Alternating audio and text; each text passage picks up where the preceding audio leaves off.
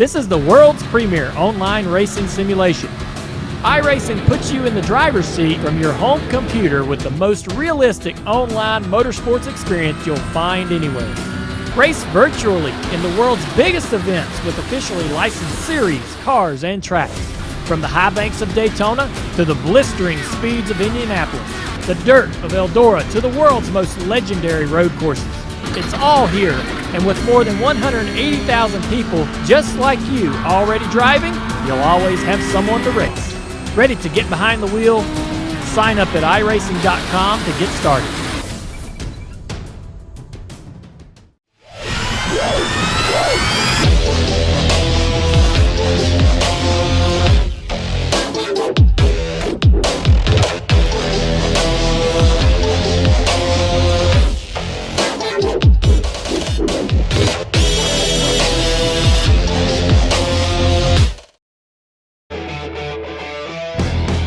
As we continue our march into the season, we find ourselves at familiar stomping grounds with a familiar name at the top of the pecking order. It is Brandon Proudfoot who leads the field early on in the season, but behind him in second is J.R. Shepard. The sometimes VGN analyst and BRL mainstay seems to have found his footing here in the early goings of the championship. But will he be able to keep up that momentum and challenge Proudfoot for the crown? Or will other names fight back and make this season a multi-weg slugfest for the top step? We'll get answers to all of those questions here tonight. As you welcome everyone to this round of Season 12 for the Bootleg Racing League's Dirt Straight Stock Series. We are here at the virtual Volusia Speedway. My name is DJ Clark, and on behalf of the Virtual Grip Network, my partner here in the booth, John Hine, our director, Mike Yao, as well as everyone joining us behind the scenes, we'd like to thank you for joining us here tonight. John, Volusia is dubbed the fastest half mile in the world, but that amount of speed doesn't mean it doesn't come without some pretty significant trickiness as well. The trickiness is really all about the speed, because you carry so much speed into these corners. Keeping yourself in a lane is sometimes tough when you dive into these corners, and iRacing's thrown us for a loop this week. They had an update this week. They've changed the way the tires are reacting to the dirt. So we're going to learn as we go here tonight and see if any kind of changes or, any of the characteristics of how these cars handle will be different. So these guys are going to be feeling things out early and probably racing late. They most likely will. And the last time we had one of those big changes to the tire model, remember, it took everybody a little bit to get back up to speed and to figure everything's out. So that's going to be an interesting storyline to watch here tonight and through the rest of the season. But speaking of the season, let's go ahead and run you through that championship order that we talked about. Up at the top, it is Brandon Proudfoot leading the way. As we said, J.R. Shepard about 30 or so points behind him following a good run out last week. Jeffrey Harden, Hunter Hill, and Billy Northcutt round out your top five, with Jason Menda and Bobby Hayes there in the top seven, all within about 50 to 60 points of Proudfoot. And with points being able to be scored at every step of the race along the way here, I certainly think that that means that championship very, very much up for grabs as we continue to go along. And the other thing to remember about Proudfoot is he's doing double duty this season. He is racing in the official iRacing Off-Road Series, and he has confided to us that that's taken away some of his prep time here for the Bootleg Racing League. And so that's going to be a big storyline to follow throughout the season and may lead a little bit to our reigning champions undoing. But as we've said before, that is going to bring us into the racing out on track. Drivers out on track right now for a 20-minute qualifying session. And John, really looks like here that this trio experimenting a little bit with some lines, trying to find that speed. Yeah, and this is a neat track, as in the past, there are options. You can go kind of up high, you can go run the middle, you can go run the bottom. You have all kinds of options. This is why guys like this track so much, and it is a unique shape. It's more of a D-shaped track. You have a bend down that back straightaway. It's not just a straight, traditional straightaway. You can really arc it in and carry some speed through 3 and 4 and get a good run down the front stretch. But I'll tell you, if you miss it, you get it a little too sideways, or maybe you get into somebody else, man, it will kill you for a lap. Yeah, it certainly will, and we've seen some drivers run afoul of that a few times in the past, so that is going to be something to keep an eye out for. Now, after this this practice session is done, that is going to lead us into solo qualifying. 5 minutes, 4 laps. These drivers get to be able to put down their fast time. From there, that is going to sort us out into the heat races that we will have. Those heat races will be 6 laps long, and the top 2 will automatically transfer into the A main. From there, that'll send us over into our consolation races, our C main and B main. Still to be determined if we're going to be sending anybody home here. Looks like we've got about 16 entries right now, so that's going to be right around the cutoff point. But I think drivers all going to be hoping here that we maybe don't get up to that number where we start to see some bumping and drivers go home. Because, John, that really just sort of amps up the stakes, amps up the adrenaline. If you have a scruffy qualifying or a scruffy heat race, you're going to find yourself in a world of hurt. Absolutely. You know, it'll change the driver's mentality because you're almost in a go or go home state right from qualifying. You don't get a good lap in there, you're in trouble in your heat. And it just kind of easy to snowball, from then on. And passing is much more difficult in the heat races because there's a lot more tack on the track. People can keep their speed up. Yeah, the multi-groove and the slick and guys moving around, that really doesn't happen to the feature. But yeah, when there's guys, when it's a go-home situation, you got to make it to that feature to get those kind of track conditions. Yeah, you certainly do, and that's going to be on the forefront of all of these drivers' minds. Right now, though, it looks like Bobby Hayes, J.R. Shepard, and Billy Northcutt looking pretty good out there as they make up the top 3. Hargraves and Lawson behind them. Brandon Proudfoot is in the server, just waiting for the 22 driver to connect here at this point. We watch right now the 64 of Kevin Nunn for Razor Racing as he makes his way past that dog leg, experimenting out with a little bit of the high side through 3 and 4.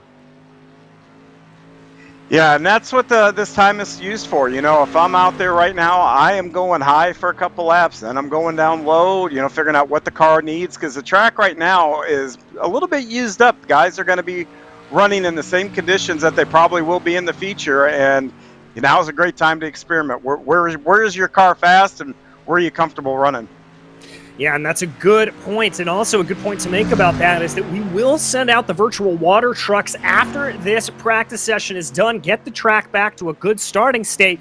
But from that point on, there are no resets. We do not reset this series at all. And the track is going to continue to tack in. It's going to continue to get slicker and slicker and slicker as the night goes along. And as you said, John, that is going to be the point where we see some of those multi-grooves coming in.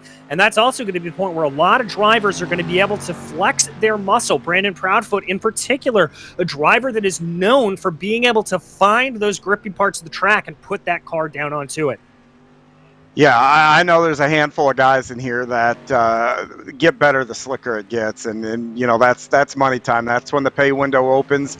If you could pick a point where you're going to be your best at, when the track's about like it is now, and you've got to go searching for a fast line or use your throttle control to keep your momentum up, not spin the tires in the slick. You're going to win a lot of races if you can do those things well.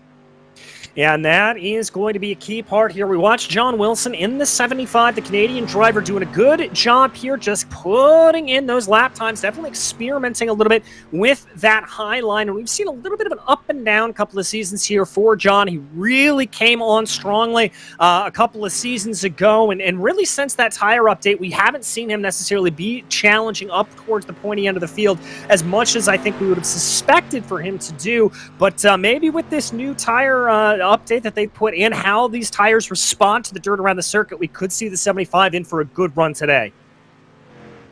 Absolutely. You're going to see some guys hit on it right out of the box. You're going to see some guys have to figure it out, and might not necessarily be the guys we're used to seeing up front. The guys in the middle mid pack, they figure it out a little quicker. They're going to be up front and find themselves in a good position to maybe steal a win here.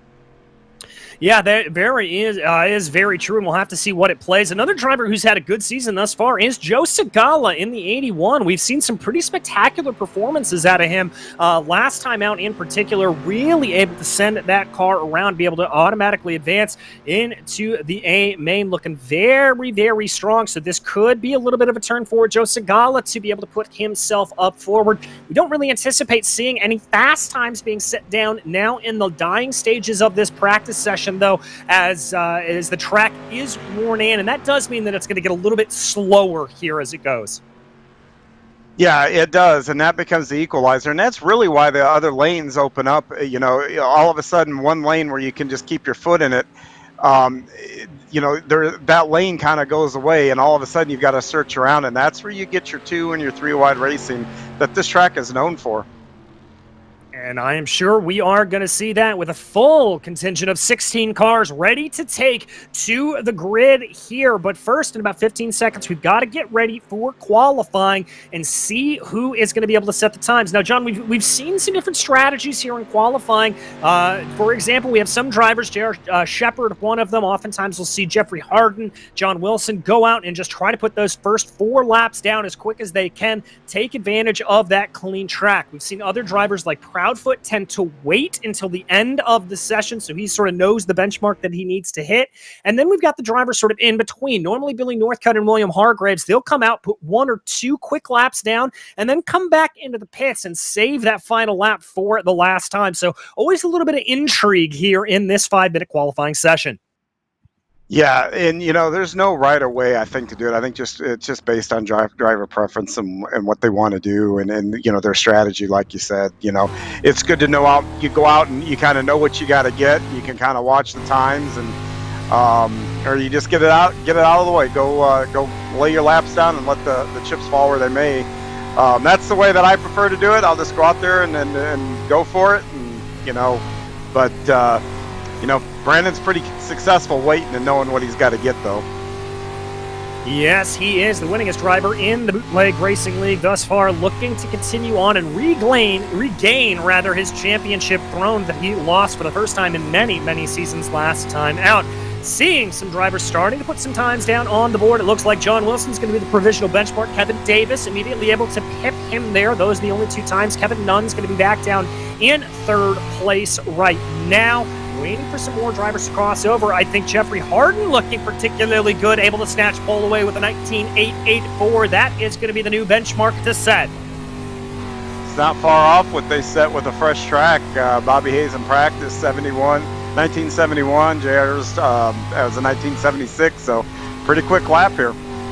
Pretty quick lap indeed. Steven Spees able to bump his way up into P2. Cody Jones up into P5 with Ryan Lawson in 6. Still waiting for Hayes, Northcutt, Hargraves, Hill, Shepard, Mennies, Hill, and Proudfoot. Looks like Mennies there able to get it. And Bobby Hayes up to the top of the charts, but he is immediately pipped away there by Brandon Proudfoot, getting down into those 19.7s, and he's going to pull it off pit lane. That's a really good lap here. We'll see how it holds up. I'll be surprised if somebody grabs that and goes any lower, but we've still got some time to find out.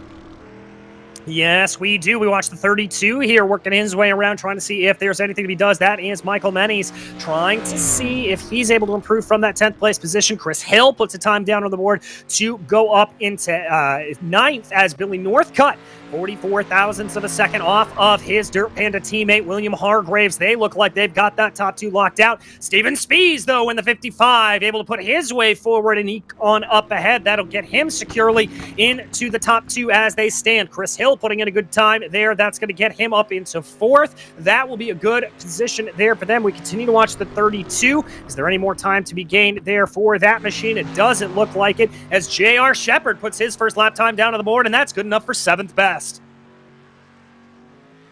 Boy, DJ, these times are really tight. Look at all the guys that are in the 19.8s, and then you got a handful in the 19.9s.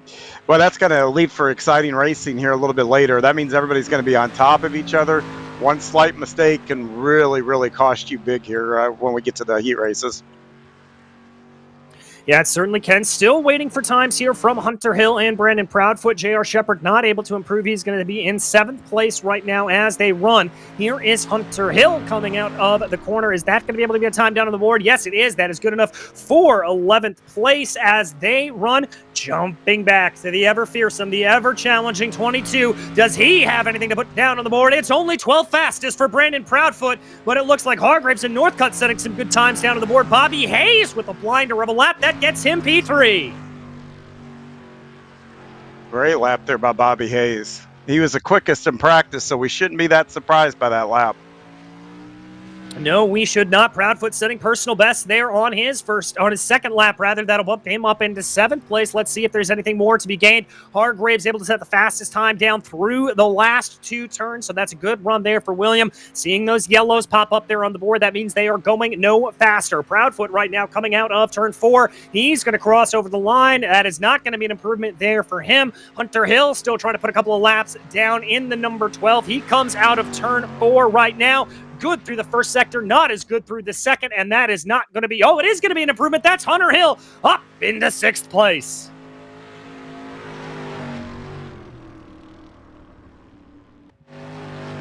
Proudfoot improves on his last lap, but not by very much. I don't even think he's going to make a front row on a heat, so he's got his work cut out for him here early on here.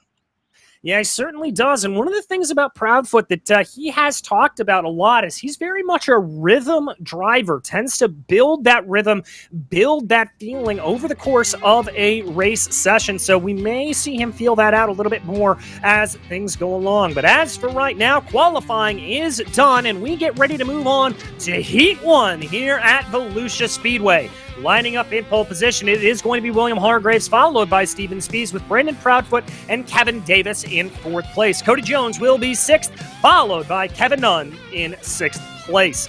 All right, here, John. Now the age-old question as we kind of look across the field here. Leader does get lane choice. You are in these drivers' shoes. You picking the high side, you picking the low side? I'm going low. I'd stick to the low side and then hook these corners on the bottom, pretty close to that inside wall.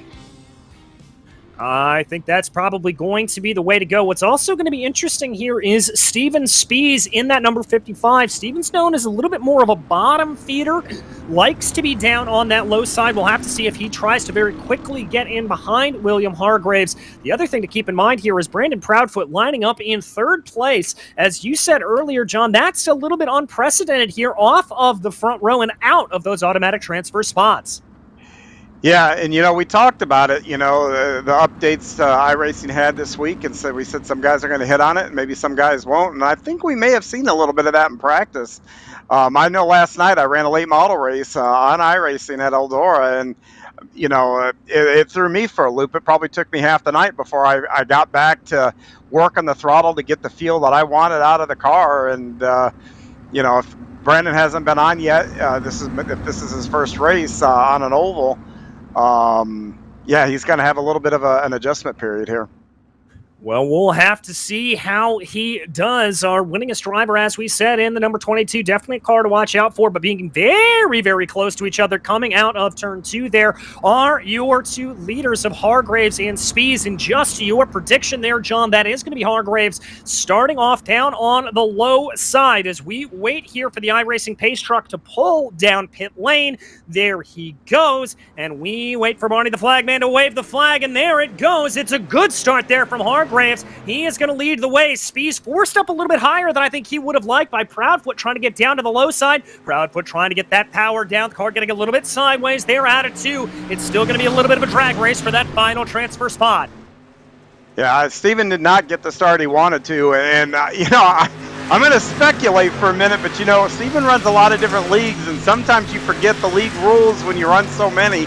And I know another league that we run, you start on green, so it looked like he might have been caught out, but he's able to get down now and grab complete control of that second place there.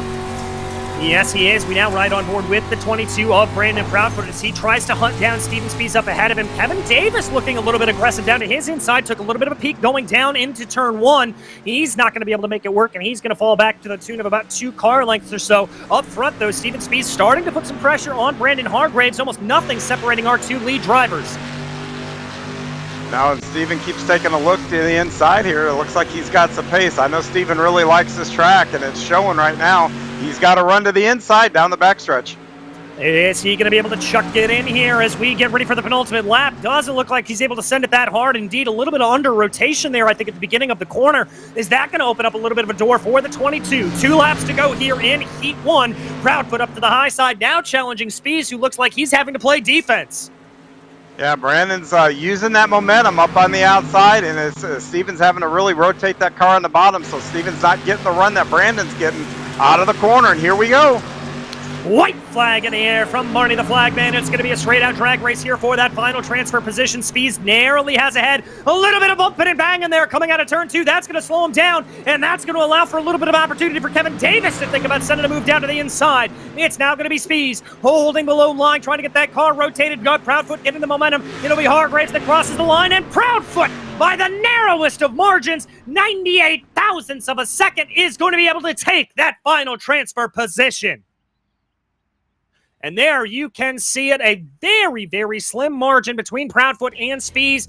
Davis, Jones, and Nunn all having to go back to the consolation races. But that's going to line us here for our second of 3 heat races out here tonight. It's going to be Billy Northcutt lining up in pole position with Chris Hill to his outside. Jeffrey Harden and John Wilson line up behind them, and Brian Lawson in P5.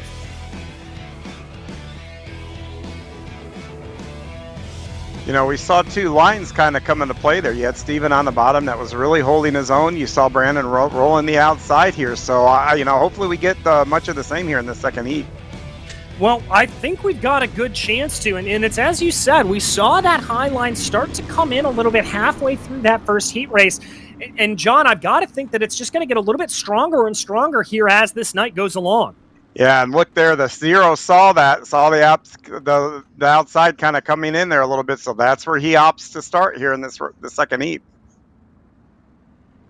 Yeah, he's going to move that car up onto the high line as his prerogative. Chris Hill will be starting off in the inside now behind them. That leader lane choice, by the way, does not affect the rest of the field, so it will be John Wilson and Harden starting off in their traditional positions. Harden down to the inside, Wilson up to the high side. Good to see the car counts up here, as we said. 3 heats tonight, but still, only the top 2 are advancing here, and I think Northcutt would obviously be the favorite here, but I've got to think John Wilson's going to have something to say about that final transfer spot. Absolutely. John looked pretty good there in practice, and, you know, he's on the preferred line, I think, as we start this second heat here. That outside really looked good if you can keep that car kind of straight and keep it rolling through the center. We'll have to see if he's able to keep up that momentum behind the pink 00 of Billy Northcutt as he backs up the field here, waiting for the iRacing pace truck to pull on down pit lane right now. Here they come to the green, waiting for the go sign from the 00. It's a late start from him. The green flag is in the air. He's a little bit off the mark there, but still able to get a good jump over Chris Hill. He's going to hold on to that high line. Wilson doesn't necessarily chuck the car into the corner, but definitely keeps up some good momentum there. But now Chris Hill on the attack down to the inside of Billy Northcutt as they dive down into 3. Yeah, Chris Hill is making that inside work right now. He's getting good runs off the corner, and he's getting into the corner, being able to drive in a little deeper. Now he slides up, and that's going to break that momentum a little bit. But look at that. He regains it coming out of 2. Very, very lucky to be able to hold on to that momentum. He's going to now keep it down to the inside, trying to get a little bit of a move here on Billy Northcutt. Is he going to be able to make that momentum work? It looks like Northcutt's going to have a slight advantage as they cross over the start-finish line, and he will be scored as in the lead of the race. But can Hill keep it up? Also, just a strange thing there. Northcutt and Harden both setting identical laps last time out. Dual fastest laps of the race, as now it looks like Harden's getting a little bit interested in this battle, sending a little bit of a slide job to try to carry some momentum as we start to work on lap 4. Yeah, and they both set the fastest times of the race that last lap through, and yeah, one's on the top, one's on the bottom, so that tells you both lanes are working. Both lanes working, but it looks like the low side is what's working here for Chris Hill as he will inherit the lead of the race, able to pull ahead. Harden drifts up there a little bit, and a little bit of side-to-side contact in between himself and Northcutt. Chris Hill now setting the fastest lap of the race with 2 to go. Chris has done a nice job getting himself, being patient on the bottom and getting himself out front here. But look at this battle for second. I don't think Harden's done trying to push the issue. I don't think he is either. Northcutt's going to hold on to that high line, following in behind the leader of Chris Hill. Harden tries to do a little bit of a move there, but diamonding off the corner is Billy Northcutt. He's going to have a great launch. He's now going to be down to the inside as they dive into 3 and 4 for the final time here in this second heat race. It's going to be Harden and Hill. It's going to be Northcutt and Hill. A drag race to the line. Who is going to be able to take it? Photo finish. It looks like it's Chris Hill by 0.07 of a second. And there we bring up that final order. As we said, Chris Hill by the narrowest of margins over Billy Northcott. Jeffrey Harden not able to cut the mustard there. He is going to be back in third, and we'll go to the consolation races, as will Jeff Wilson and Brian Lawson rounding out your 5-car grid. But that brings us right into our final heat race of the night. Lining up in pole position, it'll be Bobby Hayes, followed by Hunter Hill. J.R. Shepard second in the points will be P3, followed by Joe Segala, with Michael Menes there in P5. And John, I got to ask you, we've seen 2 races here in the books already. What are you learning about this very, very quick Volusia Speedway? Well, I'll tell you, this final heat race, Bobby Hayes has got the pole, and I do not envy him. First one, you see the bottom work. Second one, you see the top work. And now he's sitting here on the bottom here. Does he go up top where you've seen it successful? Stay on the bottom. I would think at this point you choose the lane that you're most comfortable in, but yeah, I'm excited if I'm sitting in that second or third row. I know I've got options to try to make something happen and better my starting spot for the night.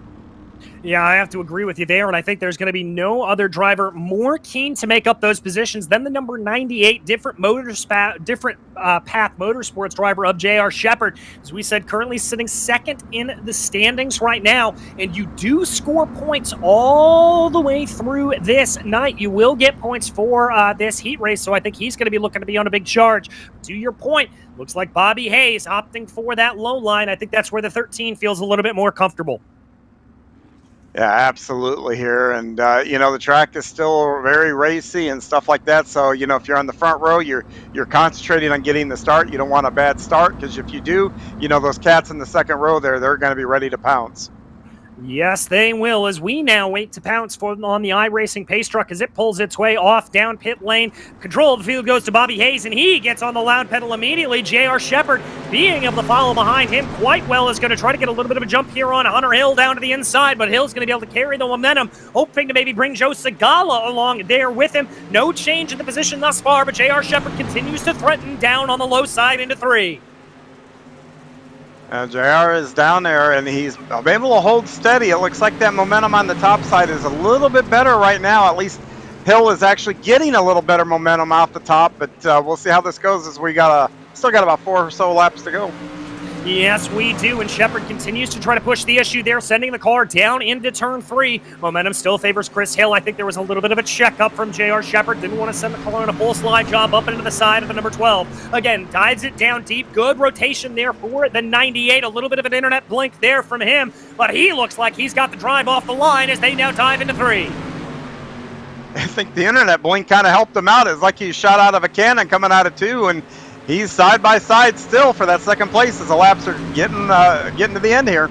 And he was just an inch ahead there coming across the start-finish line was J.R. Shepard, again getting a good run there out of turn 2. Is he going to be able to keep that steady and try to really dive it in? It doesn't look like he necessarily wants to throw a slide job here, opting instead to stick down on the low line. Is he got room to come up and cover up Hill? No, he doesn't, but he was almost a full car length clear as they came out of the corner. And now look at this, the number 81 of Joe Segala getting interested.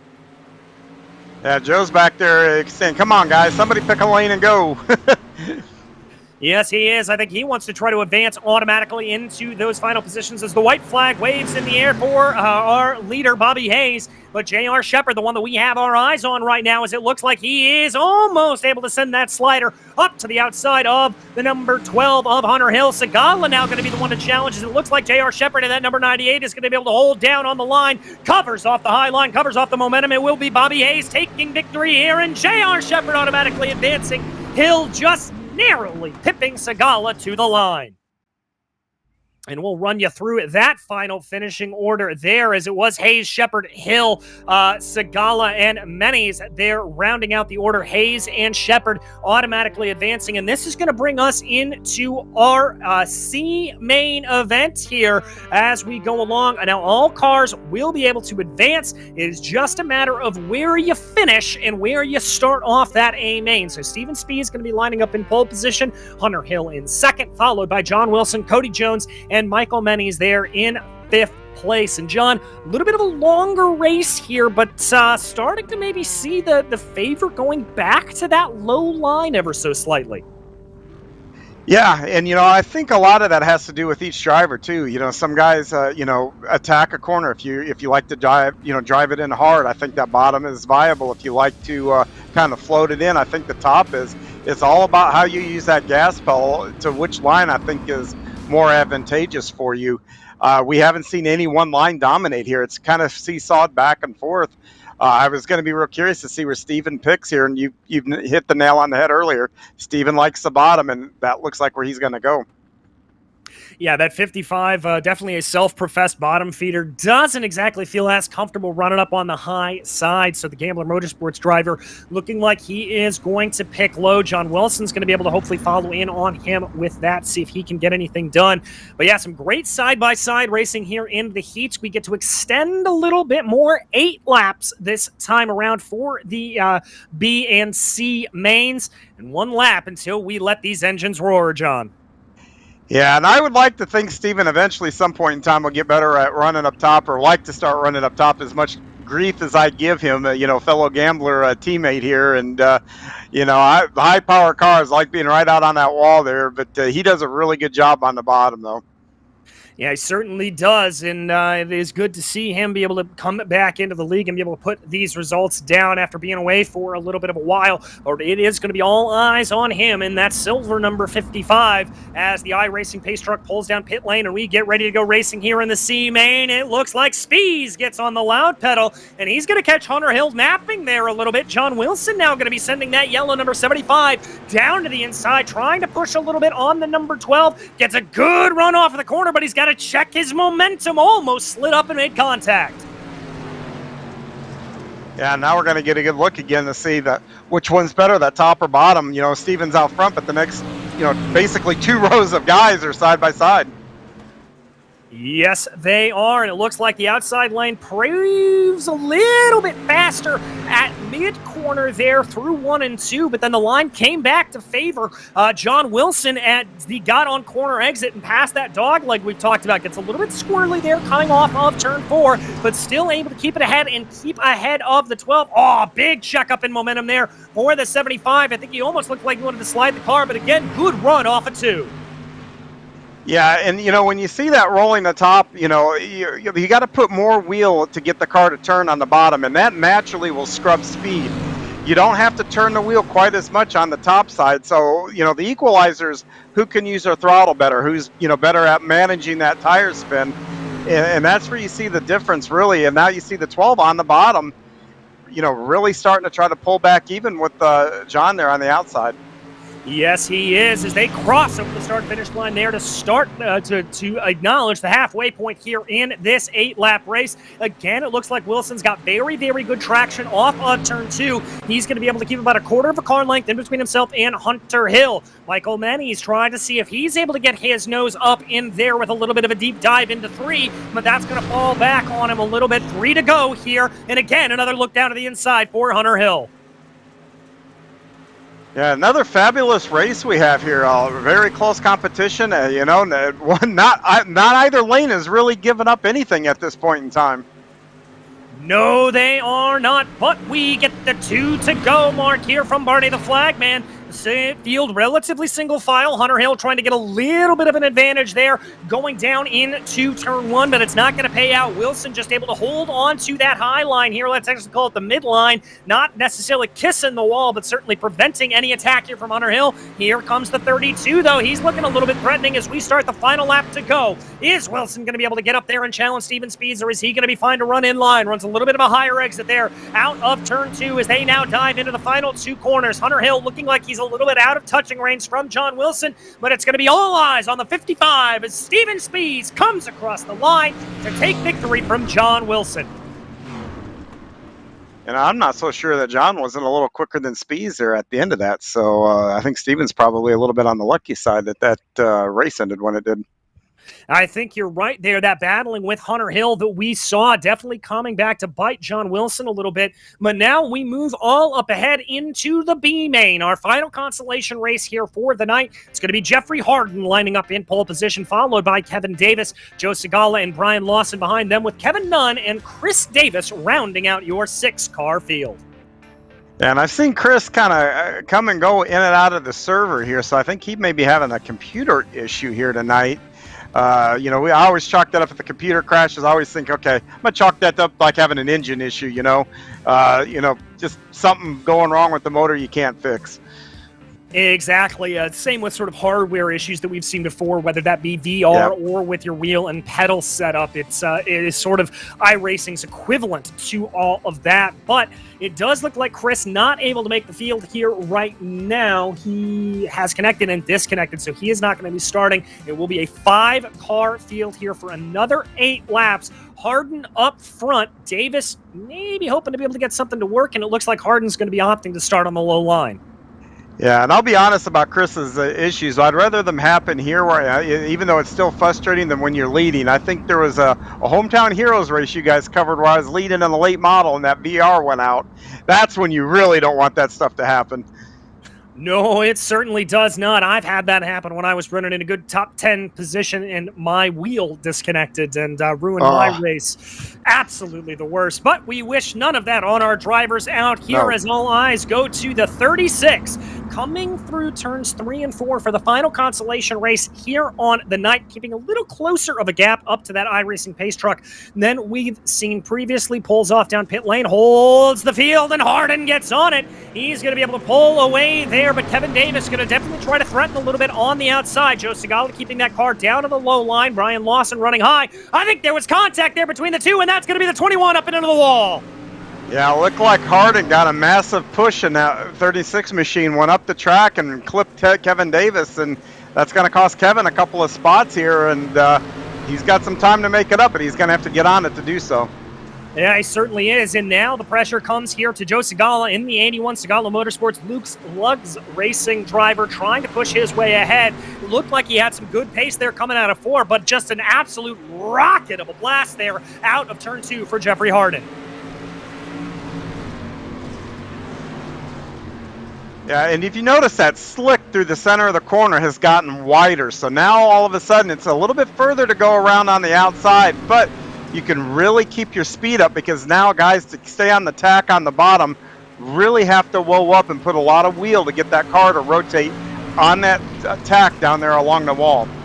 Yeah, they do, and we're not seeing a lot of drivers necessarily really keeping on that low line all the way through the corner. You saw there Harden diamonding off the corner a little bit and bringing it, letting the car run a little bit wide and then coming back out again to be able to come down low at the exit of the corner, but nobody truly opting for the low line all the way around here. As we cross over the halfway point, things looking relatively steady right now in the B main.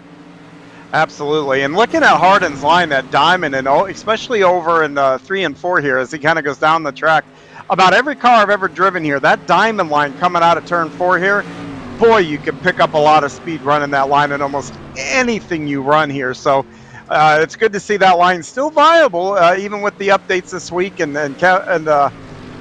Jeffrey is using it to his advantage.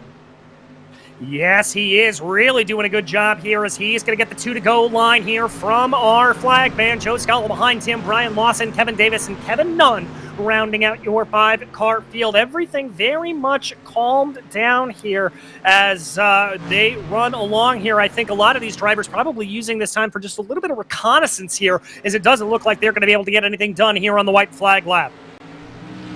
Yeah, it kind of looks like everybody's pretty well content on where they're going to start this feature and go to work then. And, you know, they got a little practice session, a little warm-up session right after this. So that track is going to continue to change. Yeah, even what they're on right now, when they start this feature, it's going to be a little different. Yes, it is, but right now the eyes are focused on the 36 of Jeffrey Harden, who takes victory in the B main over Joe Segala and Brian Lawson. Again, all drivers will make it to the A main. It's just a matter of where they're going to start out. And you mentioned it just a little bit ago, is there we have that final finishing order: Segala, Lawson, Davis, Nunn, and then Chris Davis not in the server at the moment, it does look like, so he is not going to be there. But you mentioned it just a little bit ago here, John, a 5-minute warm-up session. This is really the ultimate time for these drivers to get out on track, especially those drivers that won their heat races, to be able to go out and feel what this track is doing. Yeah, it really is. And the same thing as the regular warm-ups. Go out, run a couple laps high, hit low, try to run it through the slick. Don't try to bust that lap off. I know a lot of guys like to go out there and work their way up the speed chart. Now's not the time to do that. Figure out where you're going to be comfortable and where you can make moves, move around, and figure out where you're going to go the fastest at.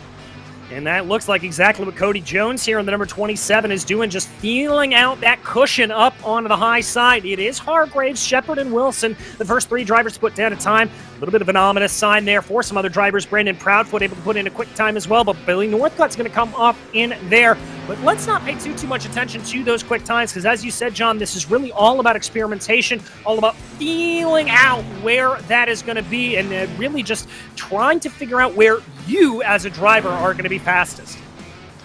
Yeah, and Brandon Proudfoot's running the bottom. Right now, I suspect he might have ran the top before, but you watch guys like that, they're figuring everything out, where they can do. They're watching the stopwatch. So right now, you do watch the times. If you can figure out, okay, hey, I'm 0.2 quicker on a lap up top than I am on the bottom.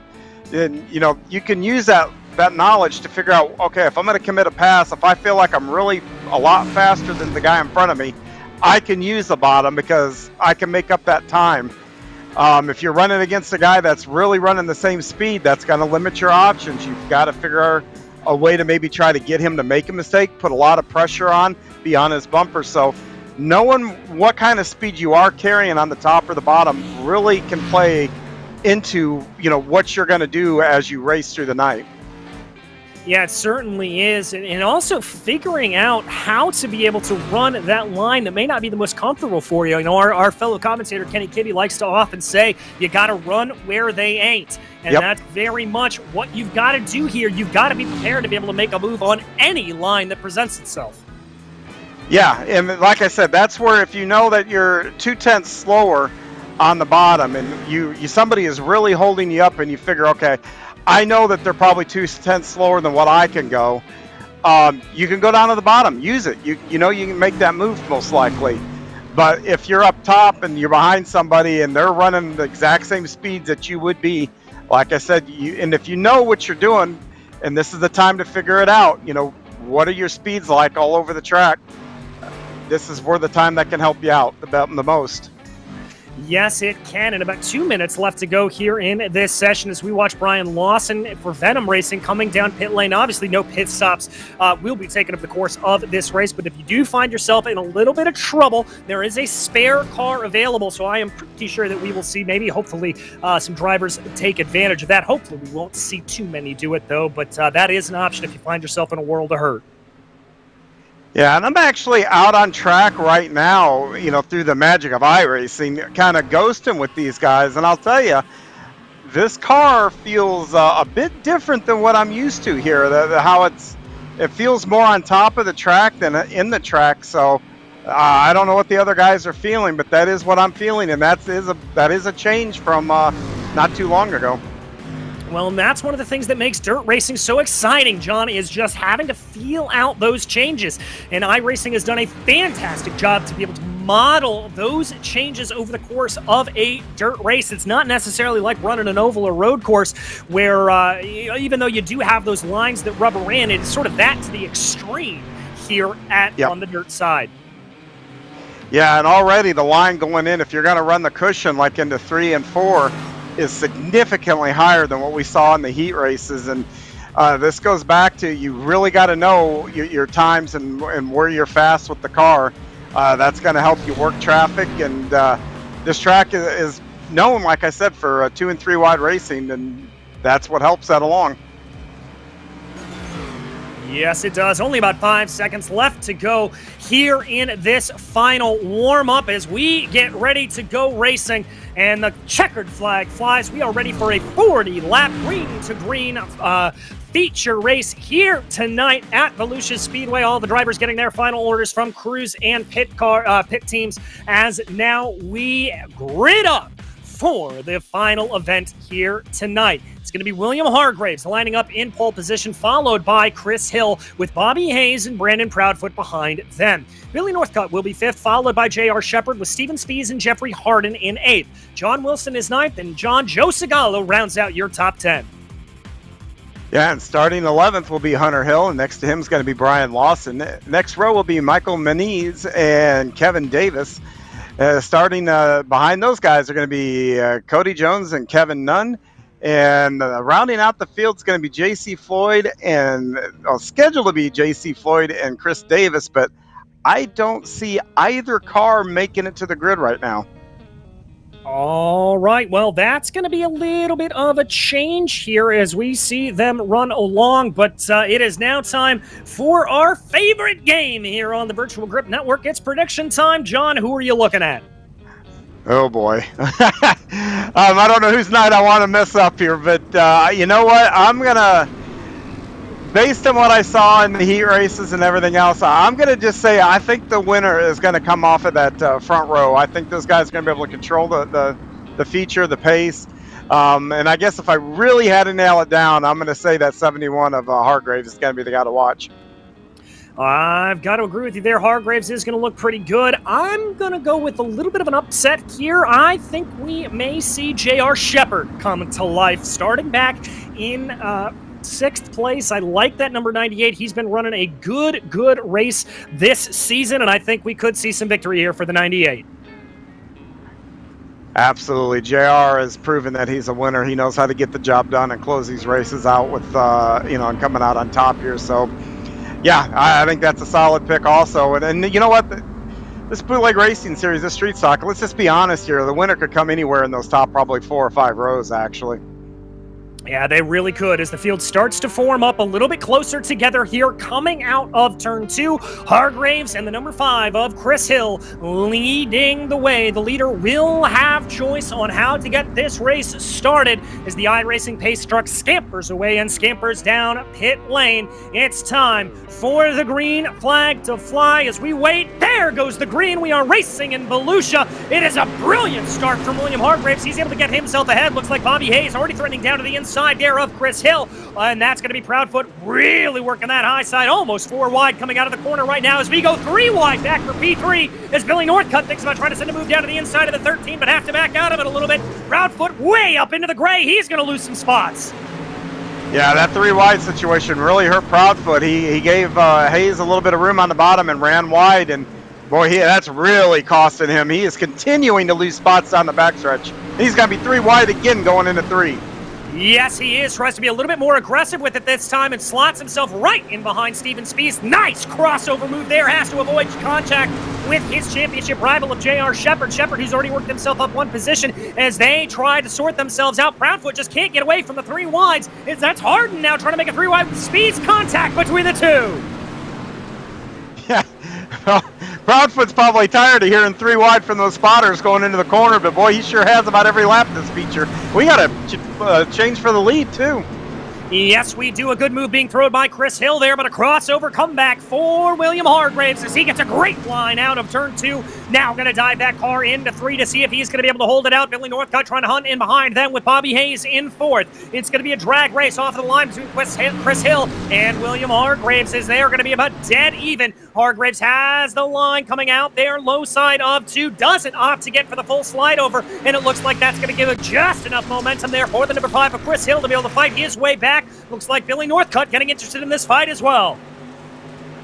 Yeah, Northcutt has made a few nice moves to kind of work his way up. He didn't start there in 2nd, but he come from 5th to 2nd, so he's gotten around some good cars to put himself in a position to challenge for this win.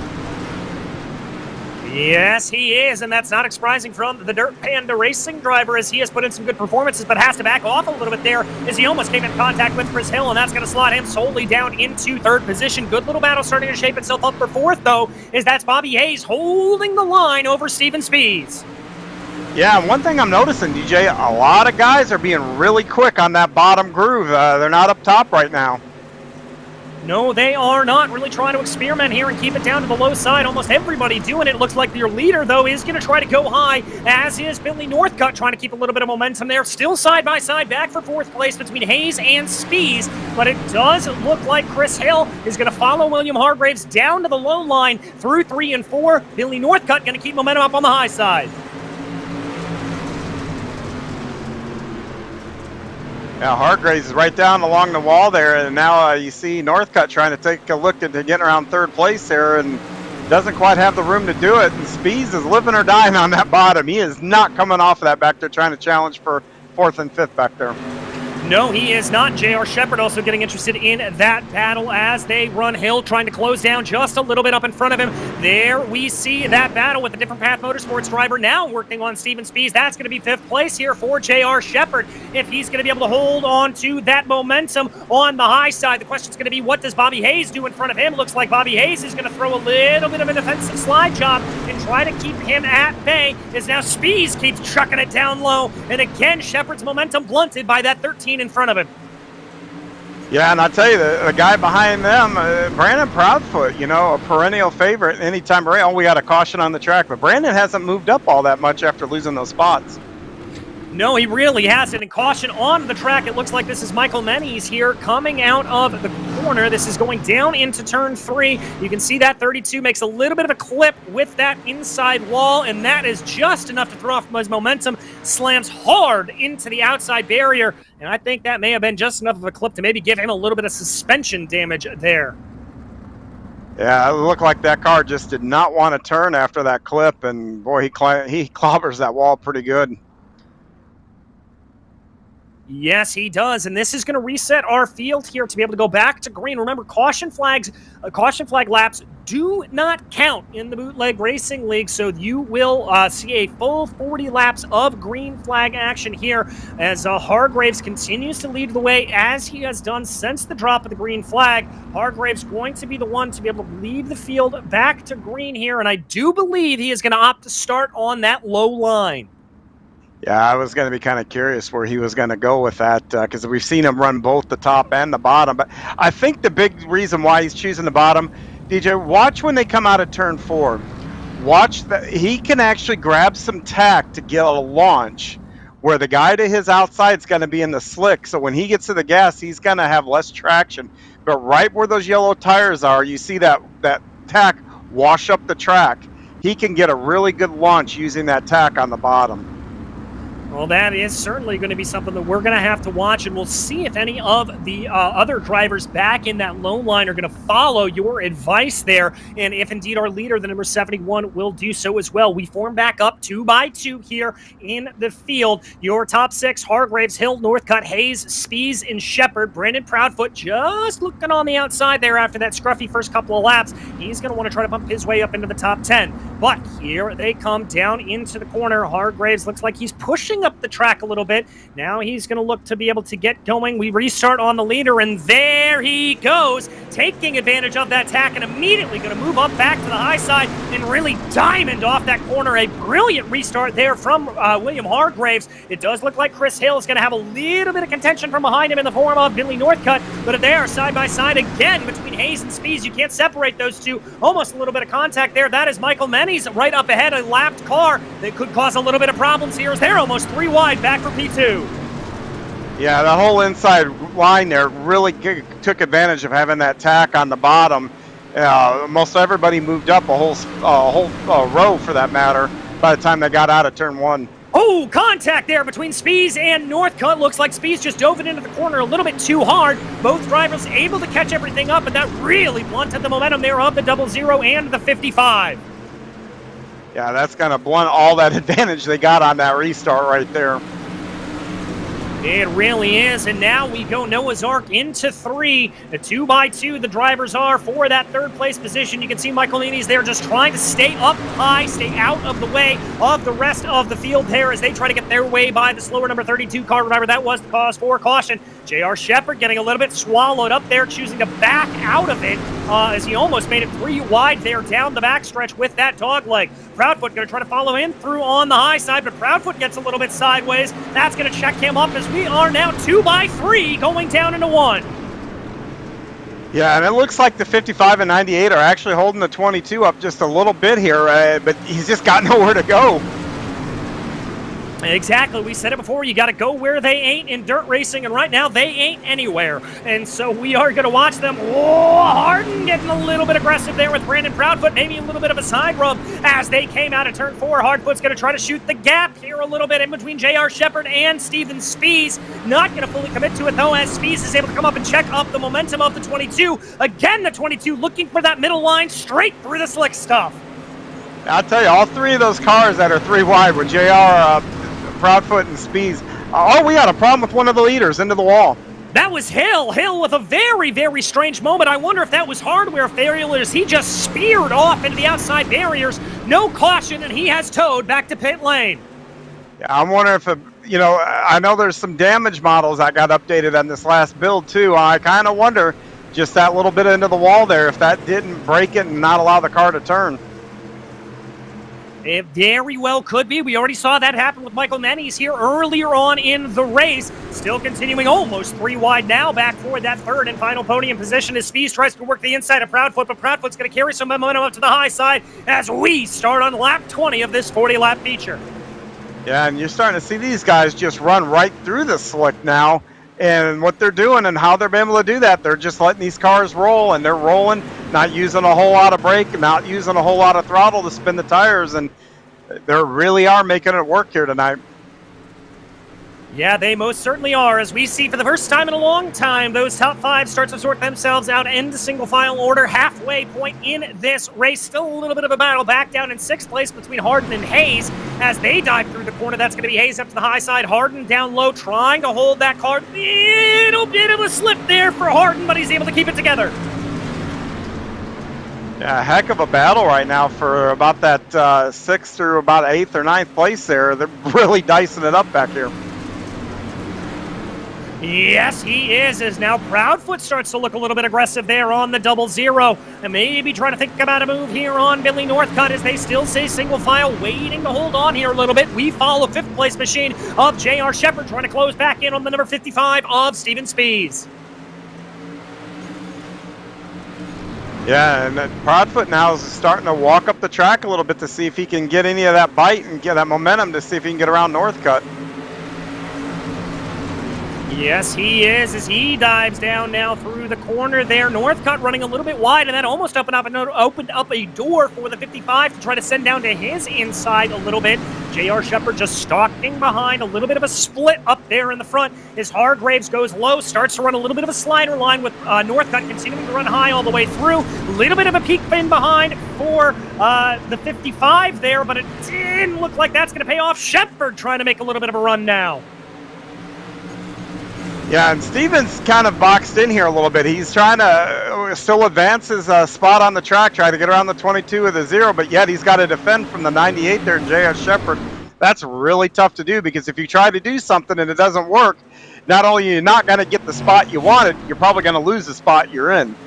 And that is one of the tough things here, as there was a little moment of almost 3 wide as they ran now down into the corner of the 22, trying to send that move to the inside of Billy Northcutt. He's going to be close. Spees is going to fall into line behind them. Northcutt runs high. Proudfoot goes low. It's a battle of the Titans that we've seen play out so many times in the past. Yeah, great racing here tonight from Volusia. And man, this feature has not disappointed after some great heat racing. It most certainly has not, as there that battle continues on. Speed starting to get a little bit interested as well. Thinks about maybe making a 3 wide as they come through turn 2, but not going to be able to do it side by side up in front of him, though, between Northcutt and Proudfoot. Yeah, and I'll tell you, Hargraves is up front there, and I'm sure he's just thinking, man, guys, keep battling. Just keep battling for the next 12 laps.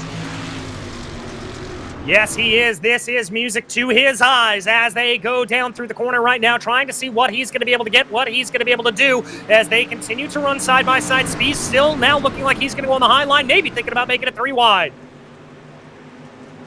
Yeah, every time I see Brandon, just almost looks like he's going to get the advantage, and Proudfoot has turned some good laps in there on the bottom, but every time he seems to get a little bit of advantage, I tell you, Northcutt fights back and defends him, and then he's been able to hold on to that second place, but Proudfoot now is inching away, an inch and a head about another, gaining almost like an inch a lap, it seems like. Yeah, he's really trying to push that car through here as much as humanly possible, trying to see if there's anything to be had as we are now Noah's Ark, as J.R. Shepard starting to get a little bit interested back in that fourth place position. Yeah, and Spees went up high to see if he could do anything here, and that's going to open the door for JR on the bottom, and JR's now he's going to move back up behind Spees. Yes, he is. Spees looking this way and that way on Billy Northcutt, trying to see if there's anything. Proudfoot recognizing that he's just got to hold on to that bottom line. J.R. Shepard thought about to move down into 3, but not able to make it work. Yeah, and I think Steven is, everybody's been here, you know, you go up to a toll booth or maybe the grocery store and you see one line, you decide, okay, I'm going to get behind that person, and next thing you know, the other line moves first, and that's what Steven doesn't want to be. He gets the wrong line, and Proudfoot makes a great move, but now we got a crossover on Northcutt here. Yes, he does. That Speed's trying to go for it. Northcutt in the middle. That's 3 wide coming out of turn 3. And it looks like it's going to be advantage to the champion Proudfoot, as that will put now Speeds and Northcutt side by side going into 2 with only about 7 laps to go. Yeah, I think right now Proudfoot is praying for a caution, because I think that's what it's going to take to make this thing interesting. But I tell you, Speeds isn't giving up on that 3rd spot yet. He slides up in front of Northcutt as they come out of turn 4 here. Yes, he is. The battle still very much raising with Steven Speeds, trying to see what he can do. But up front, it continues to be William Hargraves, absolutely checked out at the front of the field. We keep our eyes focused on this battle for P2 right now as they go, trying to see if anybody's going to be able to send a move. That's going to be Proudfoot and Speeds up to the high side. Northcutt down low. And don't sleep here on Bobby Hayes, who's also looking threatening to be able to take that 5th place away from J.R. Shepard. Yeah, Hayes has been fast all night, and the same thing with Harden. So they're right here in the mix in this whole group right here. One mistake from any one of these guys. And look at Speeds trying to get around Proudfoot, going through 3 and 4 now. He's pushing him up high, barely avoids contact there with the 22, but definitely trying to put that 22 on an unfavorable line. Speeds now down to the low side. The bottom feeder tries to hold him up as hard as he can, running a little bit higher, and Northcutt's getting interested in that as well, maybe thinking about trying to make this 3 wide as they'll come to the stripe with 3 to go. A little bit of contact there, and almost a mirror image for Proudfoot what happened on lap 1, where somebody got in that slick and went up a little bit high, and look at there, it barely touched him, forced him up the track, and now he's going to fight to hold that 3rd position away from Northcutt. Yes, he is. His Northcutt now is going to be threatening. And Speeds looks like he's got a good solid run here, coming to the line with 2 to go. Thinking about making this 3 wide, but not able to shut it off. As there, it's going to be Northcutt not able to completely get the crossover on Brandon Proudfoot. It's going to be side by side again, going down through 2. Speeds hoping these 2 continue to battle, and he'll be able to hold on to that 2nd place spot. And Steven solidly has that 2nd. The real battle now is for that 3rd place, and we've seen these guys go at it now a lot over the last, 10, 15 laps. Billy Northcutt in that 0, Brandon Proudfoot in that 22 as we get the white flag. And yes, it is. Proudfoot really trying to hold on to that high side, and it looks like he's been able to clear Billy Northcutt as they run. That is going to be 3rd place for the number 22 if he can hold it, and if maybe Billy Northcutt decides to send something down to the inside, it doesn't look like it's going to happen. But up front, your leader, your winner, William Hargraves takes victory from Steven Speeds, from Brandon Proudfoot. A little bit of action there in the back as well. My goodness gracious, what a race, John. Absolutely. And, you know, we got to give a shout out to Steven. I mean, he started 7th. He wasn't right up there, and he earned it, drove his way right up into that 2nd spot. That's a great run for him tonight. It most certainly is. As we run you through your final finishing order here at Volusia Speedway Park, it was William Hargraves, followed by Steven Speeds and Brandon Proudfoot, rounding out your podium finishers. Behind them, it was Billy Northcutt and J.R. Shepard, with Bobby Hayes, Jeffrey Harden, Kevin Davis, John Wilson, and Hunter Hill rounding out your top 10. Yeah, and Joe Segala brings it home 11th, and then after him is going to be Brian Lawson, and then Cody Jones. Kevin Nunn is going to bring it home 14th, and Michael Meniz is going to come home 15th. Christopher Hill, who led early on in this race, we saw him have that problem, then he hit that wall, and he's going to wind up 16th tonight. And then the guys that had, we're just going to call it engine problems, J.C. Floyd and Chris Davis are going to finish 17th and 18th here tonight. Yes, they will. It's a fantastic race here, and we are waiting for some of our podium finishers here to join us up into the broadcast booth, just waiting for them right now. But John, action-packed side-by-side racing the entire way through. You said this was going to be a good race, and man, oh man, did it deliver. It absolutely did. That was one of the best races that I've seen now in a long time. These guys, again, hats off to the Bootleg Racing League. They just keep bringing in guys that can really put on a show, race clean, and we get shows like this, DJ. And boy, I tell you, it makes it fun to do this, doesn't it? It certainly does, and it makes it even more fun when we get to talk to our winner, Mr. William Hargraves. And William, it looked like a pretty contentious running there for the first part of it, and then mysterious incident with Chris Hill, and looked like you were able to check out. Yeah, I was pretty fortunate there. I guess I had to second guess myself if I'd done something to Chris or not. There, I was lagging. I had a pretty solid lag here tonight. I didn't get on soon enough and catch it. I'm gonna have to mess with my settings here a little bit. Well, how was that lag then sort of affecting your race, and how were you sort of to compensate through the course of the run? Well, I race in VR, so for the most part, losing frames, it just makes things blurry and maybe delayed a little bit if you have it. If I was out front, I was all right. Seemed to hold my frames pretty good for the most part, but if I got racing with somebody there, I would start dropping, and then I'd start worrying me because I couldn't really tell for sure sometimes what I was doing. It'd get pretty bad. Well, we're certainly glad that you were able to fight through it, but turning our eyes ahead here, we head to I-55 next, obviously one of the newer tracks here on iRacing. Do you like it? Do you not like it? Do you think it's going to favor you? How do you think it's going to go? Oh, I like short track racing. I think it should be a great race. If it's anything like the racing here tonight, it should really be good. I don't know about this new tire model or anything about it really yet at all, but it definitely wasn't topside dominant tonight for sure. I was just smooth right through the slick there towards the end. Well, you certainly made it look easy out there, my friend, but is there anybody you'd like to thank for your victory here tonight? Yeah, I got to thank Luell for putting this on for all of us to race week in and week out. You guys for doing the broadcast. I got to thank all my Dirt Panda Racing teammates. Wild Bill's Race Designs, Melm Electric, Motorsales.com, Viv's Retail Liquor, and everybody that supports this and watches week in and week out as well. Well, we are more than thankful to have you here, and congratulations once again, William. A great run out there. Thanks, guys. That was your Victor William Hargraves, and now I believe, John, you have been able to catch up with the 55 of Steven Spees. Yeah, Steven, this is John up in the booth. You got a copy?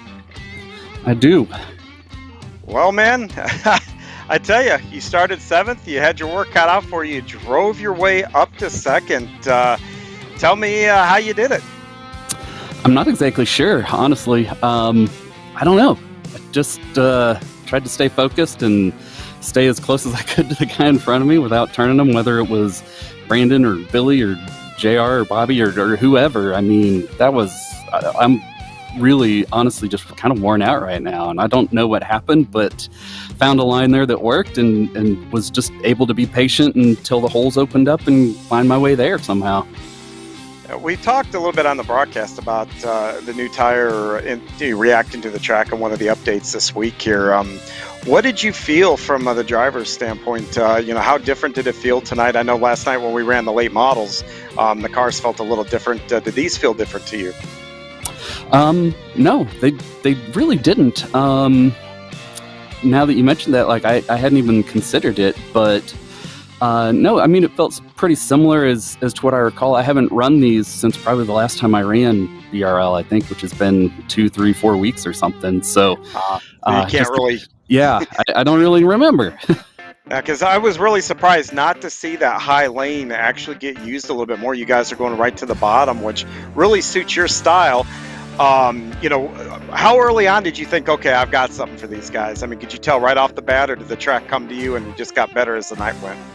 Yeah, I think as it got a little bit slicker, I was just keeping the car straight If I'm looking around at some of the others, they were just, and it's not much different, but you get that thing sideways, you scrub speed, and that's all it takes to make a 10th difference and just chip away at it. So that's really all it is. I think any of those guys up there, William was off doing his own thing, but the other 4, 5, or 6 of us that were all racing there, we're really equal. It's just a matter of, rolling into those corners, don't get it too sideways and scrub that little bit of extra speed and get back on throttle, get that car straight where you can get back on throttle early and carry it down the straightaway. So as it just got slicker and slicker and kind of widened out where you couldn't get as much bite off the corner low and high, this car was a little too tight, really, is what it felt like to me to get it to run up high well.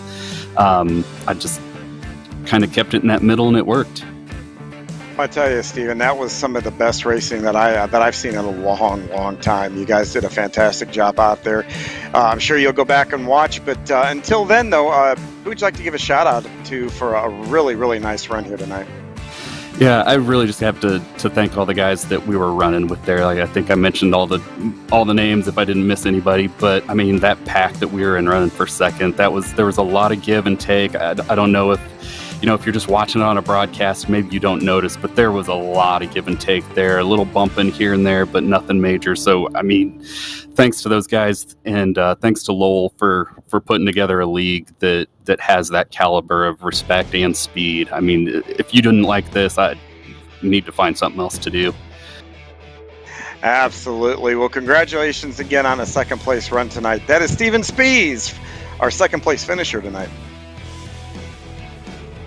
All right, and that is going to bring us to an interview with our third place finisher, Mr. Brandon Proudfoot. And Brandon, you kind of had to do this race in reverse a little bit. Good starting position, and then looked like you got bumped a little bit early and had to fight your way back up through the field. Brandon, you got a copy? Yep, I got you now. I had to change a key binding. It was a bit of an interesting night. I missed practice completely. It was a little late getting in here, and got shuffled out of the main pack line, and it was kind of single file, and I kind of just had to run the top until the lane opened up, and then I had to claw my way back up to the front. Well, obviously one of the sort of things that was thrown in last minute here was obviously the changes to the tire model that iRacing put in. Talk to me about those. Were you feeling those differences over there over the course of the race, or was everything relatively standard? I actually just went to the forum during Mr. Spee's interview. I actually did not even know the fact. And it looks like the model specifically states about how the way the track is read with the vehicles on these newer tire models with the cars that have the new damage model. Didn't feel too much different, but definitely that drivers will know specifically. There's kind of like a pocket here around Volusia, right there in the middle of the track. And usually when it slicks off, that pocket will start to fade away, and it didn't really feel like it faded, and I think that's what kept us from going to the top of the night for sure. Well, interesting to know on that, and I guess kind of piggybacking on that, looking forward to next week at I-55, a little bit of a shorter, narrower track there. Do you like your chances there, and do you think we're going to be seeing a little bit more of that model coming into play when we get there? Haven't driven it much personally. It's definitely one of the newer tracks on the service, with the exception of Port Royal. It's a very unique track, much like Port Royal. It's a very wide track, but it's pretty consistent on the banking. So much like here at Volusia, the wider you go doesn't necessarily mean you'll have the most benefits. So it's possible we see some split line racing, with some of us being the slick, some of us rolling the bottom, and some of us maybe trying our chances at the top, just like we did tonight. I'm certainly looking forward to that if we're going to have action like we did tonight, and you were right in the heat of it. But is there anybody you'd like to thank for a podium run here tonight? Miss War Bourbon, winners get whiskey, baby. Congrats on the win, William. And Steven, shout out to you. Don't say you can't race dirt. General Tire, Vision Wheel, Next Level Racing, Rigid. Let all the guys that host the league do stuff in the background. You guys here at Virtual Grip Network for doing the broadcast. Fiance and family and friends that root me on. And anybody who watches the broadcast. So, we'll see what I-55 has on for us. See you next week, guys. We will see you next week, Brandon. That was your third place finisher out here, Brandon Proudfoot. And folks, that's about going to wrap things up for us here. But on behalf of John Hine, Mike Yao, and the rest of us at VGN, we would like to thank you for joining us here at the virtual Volusia Speedway. You heard us mention it a couple of times. Our next race for the BRL Dirt Street Stock Series will be Friday, July 15th, from the I-55 Speedway live at 7:10 p.m. Eastern. The next race on the channel on VGN, that'll be tomorrow, July 9th, as the BRL Super Late Model Series takes to Lucas Oil Raceway Park, or IRP, live at 9 o'clock Eastern. We'll be back for that race at I-55. This has been a production of the Virtual Grip Network. And until we see you on the track, thanks for watching.